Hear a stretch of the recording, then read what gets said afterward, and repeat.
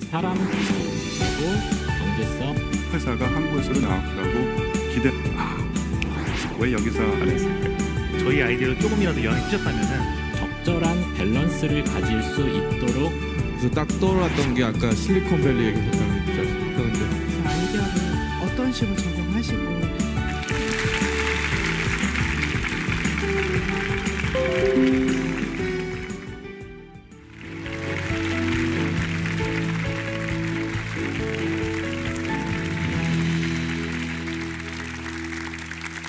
여러분들은 창의적이십니까?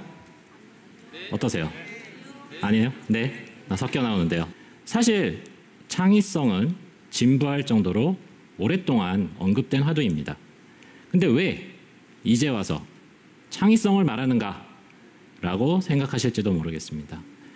그런데 저는 이제 막연한 창의성이 아닌 보다 체계적이고도 내재화할 수 있는 창의성에 필요한 시대가 도래했다라고 말씀드리고 싶습니다.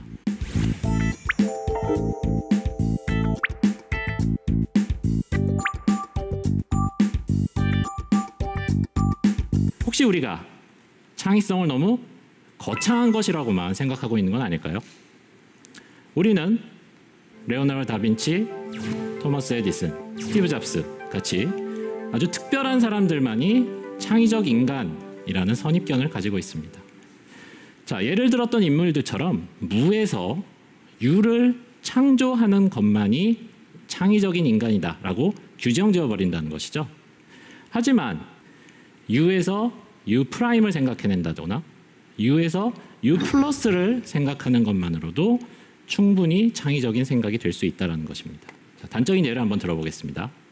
화면에서 보이는 사진들은 우리가 잘 알고 있는 게임, mp3, 내비게이션, 그리고 전화기들입니다. 이 기능들을 사실 하나로 모아놓은 것이 바로 지난 10년간 가장 창의적이고도 혁신적인 제품으로 꼽히는 스마트폰입니다. 다 모두 기존에 있었던 기술들이죠. 하지만 이 스마트폰의 등장은 우리 삶에 있어서 획기적인 변화를 가져왔습니다.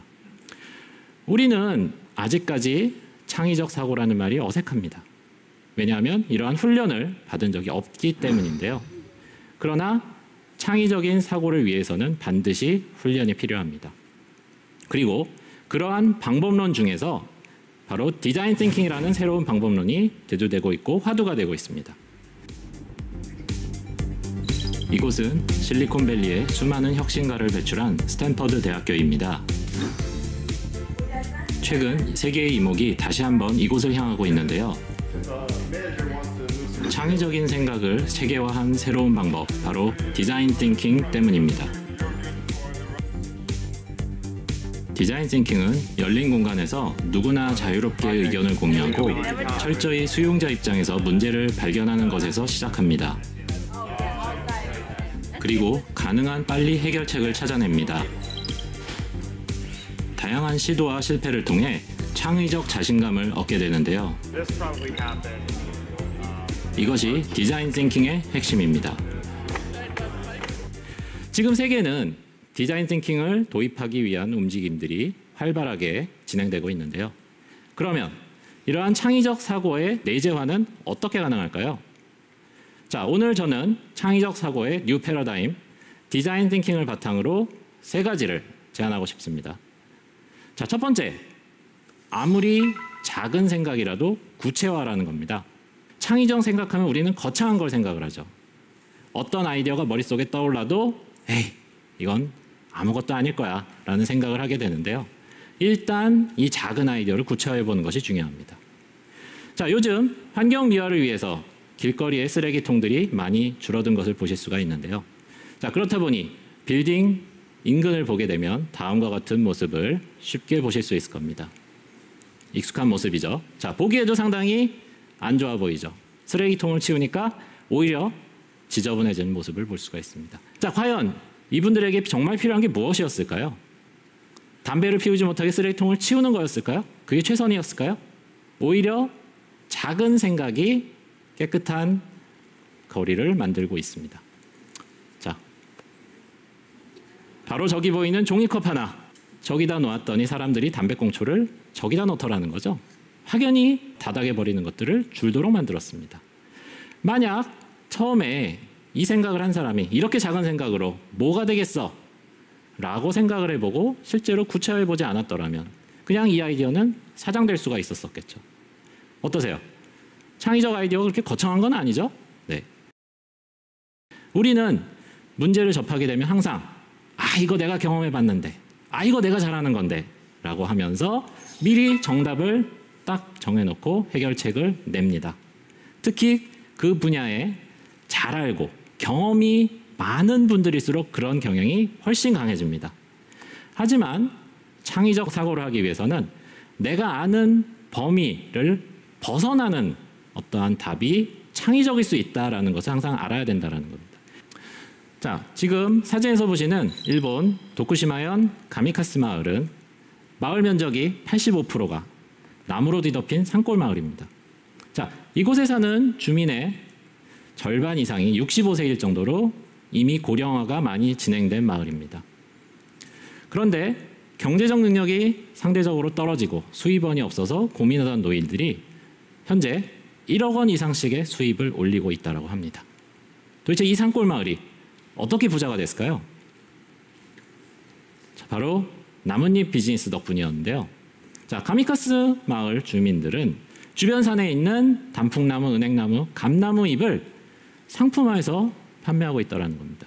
자, 이 나뭇잎은 어디에 쓰이느냐? 바로 고급 일식 요리를 장식하는 데에 사용됩니다. 산골 마을에서 넘쳐나 흐르는 그 나뭇잎이 바로 새롭게 사업 아이템으로 탄생하게 된 겁니다. 자, 그 덕분에 마을에는 젊은이들이 모이기 시작하고 이주도 증가하고 마을에 활기가 돌아왔다라고 합니다. 자, 낙엽, 작은 사업의 소재로 생각하겠다는 생각이, 이 바로 엉뚱한 생각이 마을을 변화시키고 지역 경제를 살린 거라고 볼 수가 있겠죠. 어떠십니까? 창의적인 생각 사실 별게 아니죠. 거창하지 않은 작은 아이디어에서 그 가능성을 발견해내고 그것을 다듬고 구체화하고 상상의 힘을 믿고 그럴 때 작은 혁신이 큰 혁신이 되어서 우리 사회를 변화시킬 수 있지 않을까요? 자, 혁신은 작은 상상에서부터 시작됩니다. 감사합니다.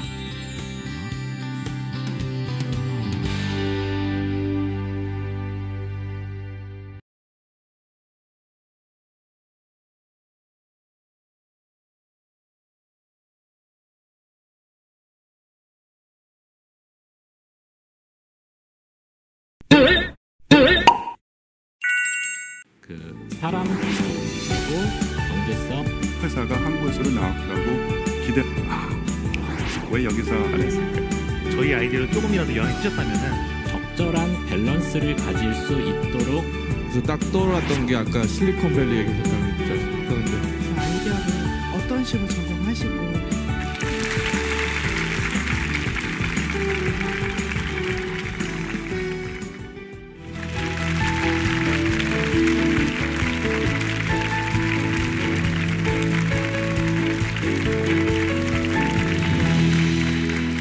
네, 안녕하세요. 저는 단국대학교 대학원 데이터 사이언스 학과에 재학 중인 신동일이라고 합니다.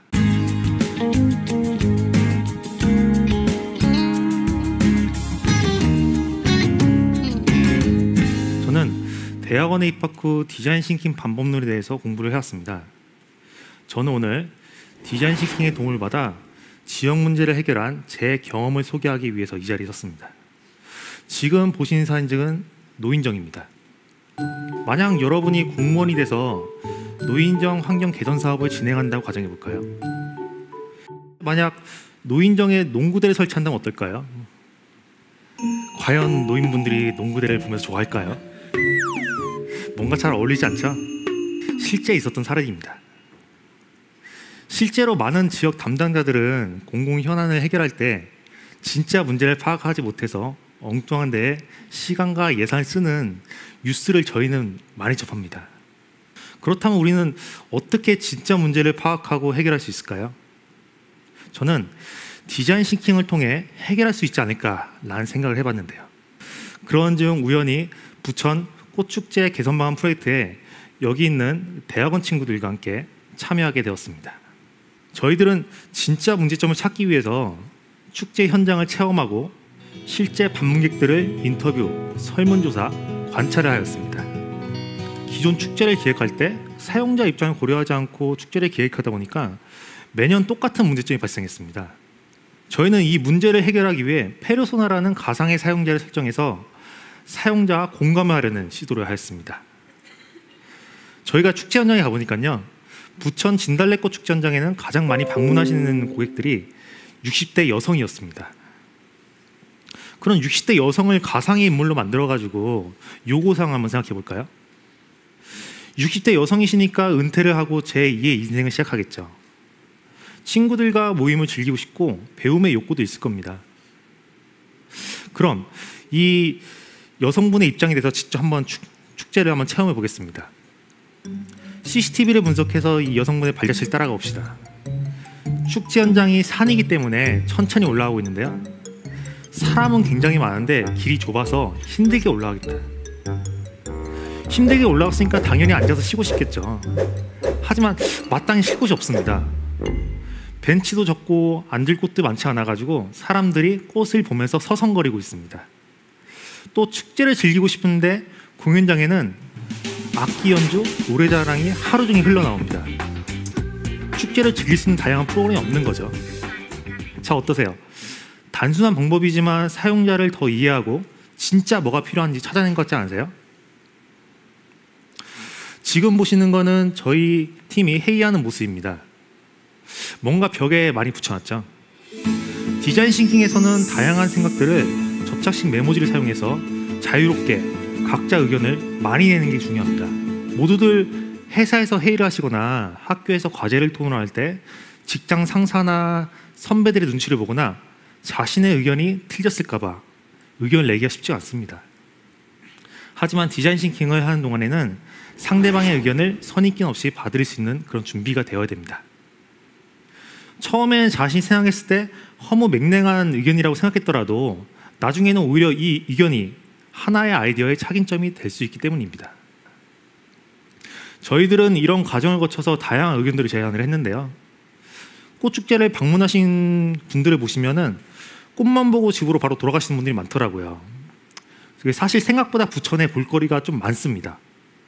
그래서 축제 현장에서 멀리 떨어지지 않은 곳을 보니까 웅진플레이 도시나 아이스월드, 만화박물관 같은 명소들이 많았습니다. 그래서 이런 지역의 명소들과 연계를 해서 셔틀버스를 운행하면 어떨까라는 생각을 해봤습니다. 그래서 방문객들이 다양한 체험을 즐기게 만들어주는 제안과 축제 주변에 굉장히 낙후되어 있는 시장이 있었습니다. 그래서 이 시장으로 가는 골목길에 벽화를 그려서 상권을 활발하게 해주는 제안을 하였습니다. 그래서 저희는 이런 아이디어들로 부천꽃 축제 대회에서 1등을 하였습니다.